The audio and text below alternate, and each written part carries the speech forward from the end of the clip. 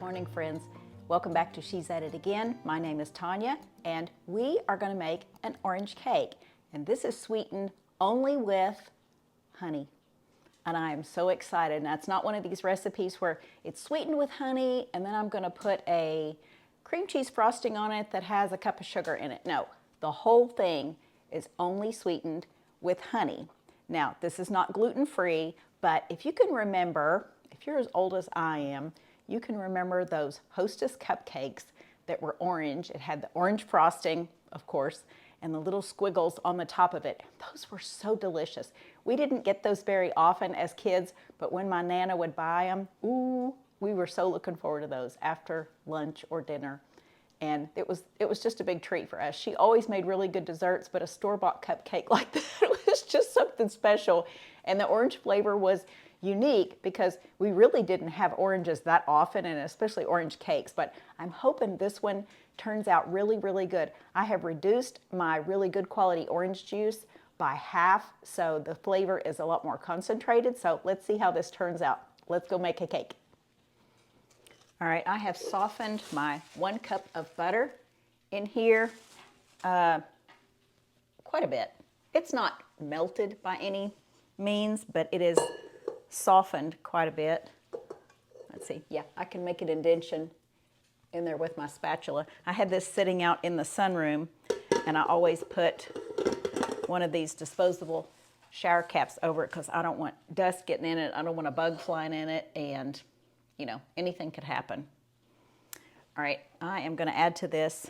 Okay, this is why I had to think long and hard about this cake. Do I really want to make this? Because as a friend of mine says, this is an investment. This is not just making a cake. You have to use 1.5 cups of honey.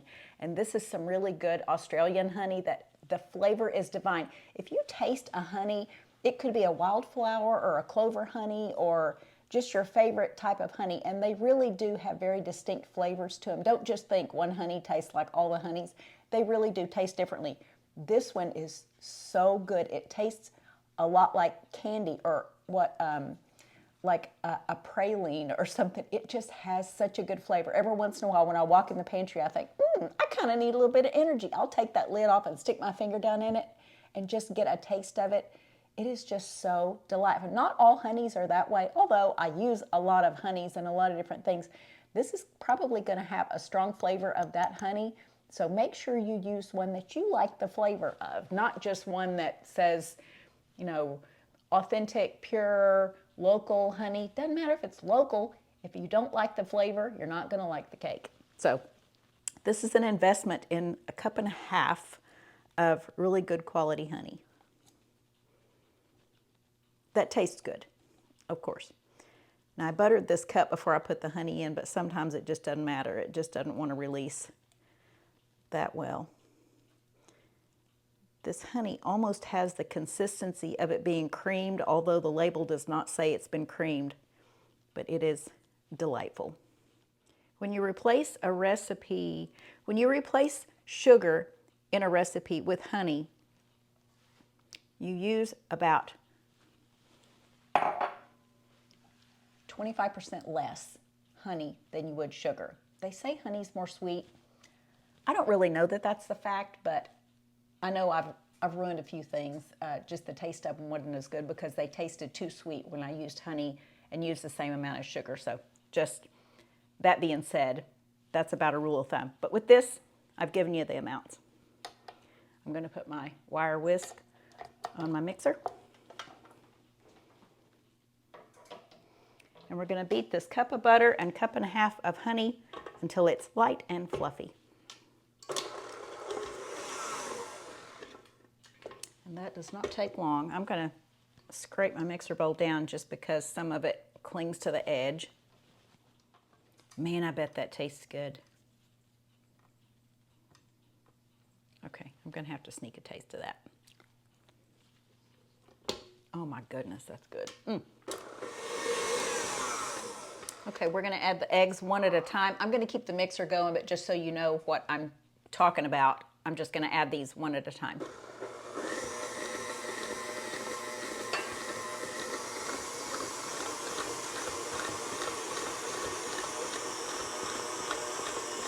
Once I can tell that the egg's been incorporated, then I'm just going to add another.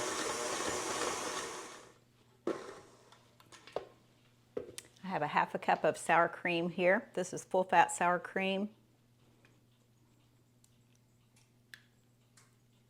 This is my orange juice, and I've reduced it by half. You can't really see it in there necessarily, but I started out with a half a cup, and I've reduced it down to 4 tablespoons or 1/4 cup. So that should have a very strong flavor to it. Now, I showed the label of that orange juice. If you don't have a Kroger in your area and can't get that Simple Truth brand, then find a really good quality one. Again, like the honey, one that you like the taste of. But that Simple Truth orange juice is by far one of the best I've ever had. Now, there's another brand called Uncle Matt's, and I can say a lot of good things about it too. I've bought it before until they came out with the Simple Truth, and then the store stopped carrying Uncle Matt's, so I went to that. So good, so stinking good. It is just delightful. So just so you know, get one that you like. We're also going to add the orange zest. This is about a tablespoon of orange zest. And what I do is when I find organic oranges in season, I get them, I come home, I scrub them real good, dry them off, and I zest the oranges, and then I juice the oranges or use it in whatever I need to, but I'm going to get that zest off before I do anything else with those oranges, because ain't nobody going to zest an orange that you've already taken the juice out of. You can't hold it up unless you put a baseball in it or something. That would be kind of funny, but get that zest off with a really good fine micro grater. Okay, let's see, what else do I need? A teaspoon of vanilla and a teaspoon of almond. This is homemade vanilla.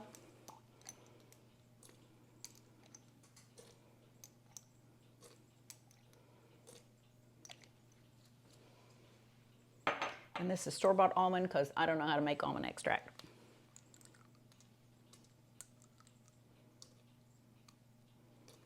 I think I'm going to do 3/4 of a teaspoon of almond just because it's a little strong. It's not a bad strong. Almond extract is delightful, but I don't want to add too much and let it overpower the vanilla or the orange. All right, let's see what else I need in there. That should be it. We're going to mix these all together. Now remember, there's no flour or anything in there yet, so you don't have a danger of overbeating it at this point.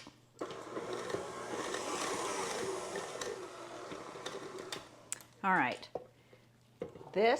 in this container is 3 cups of organic all-purpose flour, a teaspoon of baking powder, and 1/4 of a teaspoon of salt. So I'm just going to take my wire whisk and make sure that's incorporated enough to where I don't get any lumps of salt or big patches of one thing and not another in there. I want it to be all incorporated.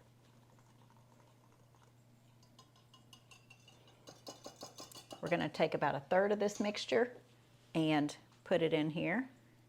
I need to get that beater out of the way.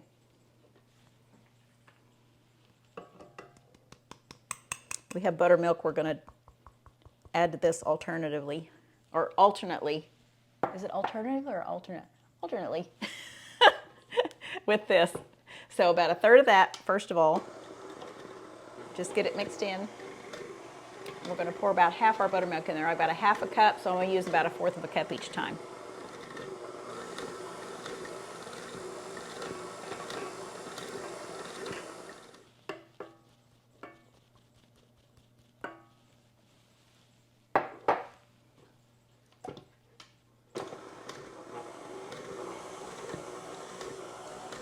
There's a science to mixing these alternately, but I don't know what the science is. I just follow instructions. Chances are if I dumped it all in there together, it would turn out just fine.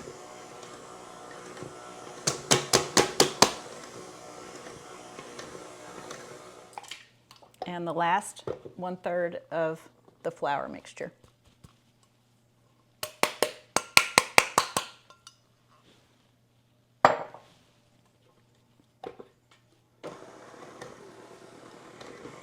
If you have a hand mixer, it would be just perfect for this. Sometimes a stand mixer is convenient, sometimes it's just not. Sometimes flour sticks to the walls of the bowl and stuff like that. It's handy in this case, but a hand mixer would not be a bad thing in this. So if all you have is a hand mixer, or you just rather use a hand mixer, that would be perfectly fine with this. Bundt cake batters tend to be a little more stiff than a lot of other cake batters. So just so you know, don't think you've done something wrong if you look at it and go, oh, I did something wrong. I didn't add enough liquid somewhere. Don't think that. This is just going to be a little bit thicker. This is going to bake for 60 minutes as well, so you got a full hour going. That's why I am up and rather early on a Monday morning. Normally I don't start my videos until maybe, I don't know, 10 o'clock or so, but I'm getting this one going close to 9 because it is going to be a hot day ahead of us, and I have other baking to do. I have other cooking to do, not necessarily baking. I do have to bake some rolls, but we have dinner guests coming over tonight, friends joining us for dinner, and I wanted to get this cake made and not heat up my kitchen in the hottest part of the day. All right, I think that is mixed in well enough. I don't see any dry spots of flour. And we have our bundt pan greased well with coconut oil.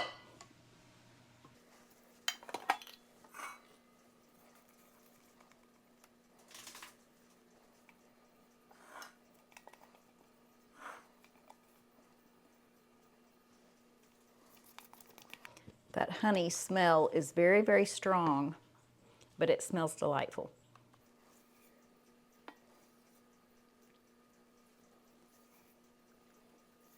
If you are making this in a lemon version, you don't need to concentrate your lemon juice at all. Freshly squeezed lemon juice would work great for this. If you're using limes, same way. But with the orange juice, I just wanted to make sure that orange flavor came through. And it was not just a very vague orange flavor. I want it to be a strong flavored orange cake.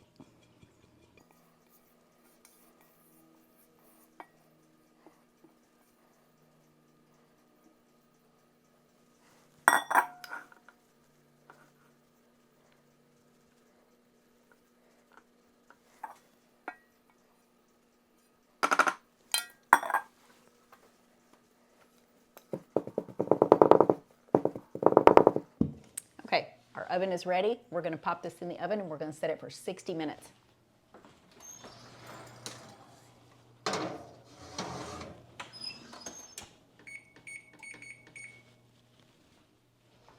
We'll be back. The timer just went off. I turned the oven off. We're going to get the cake out of the oven.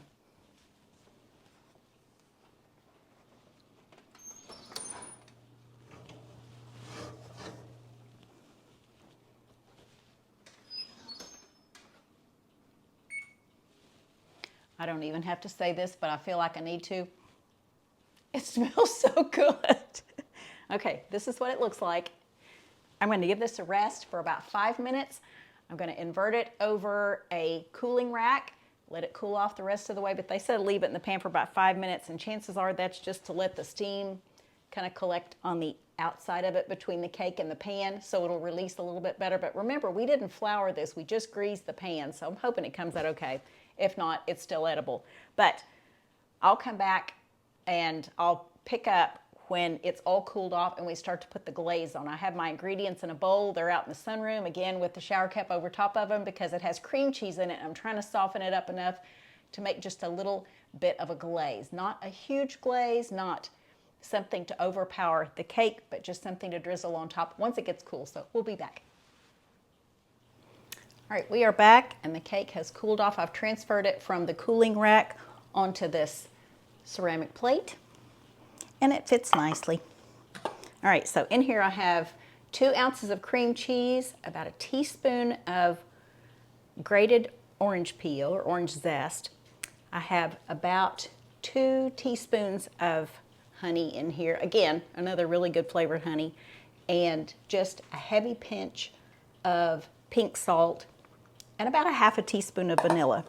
I'm just going to give this a stir. I was having second thoughts thinking, should I put butter in that and let it melt or what? But I think this will be the right consistency where I won't have to add anything else to it.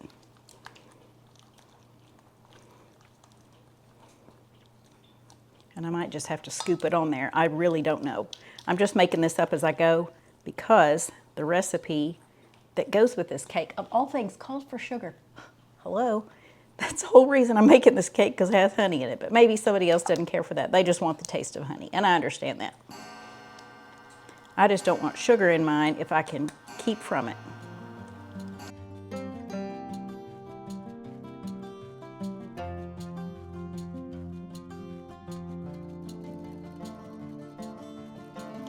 Okay, that's a pretty good consistency right there. All right, I'll probably just be able to spread this on the top. We'll see how it goes. Let's see. I want you to be able to see what I'm doing.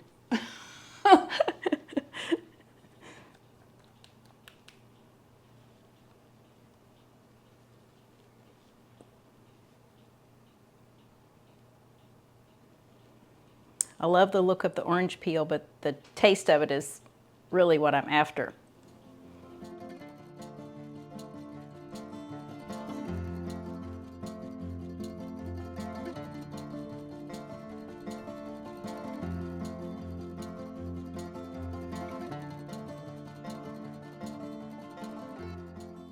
Okay, that gives us enough on there to where everybody gets some on their piece.